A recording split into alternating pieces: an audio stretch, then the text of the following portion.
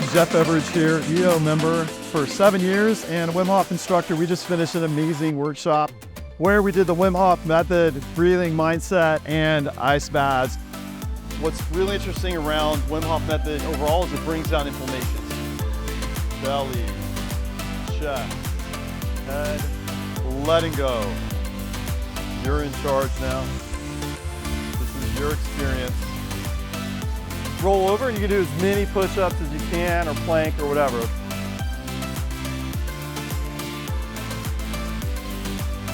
What about the ice bath?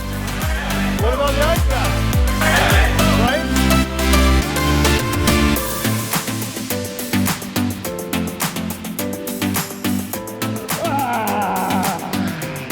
Everybody absolutely is stoked and loved it, and I hope next year you guys come.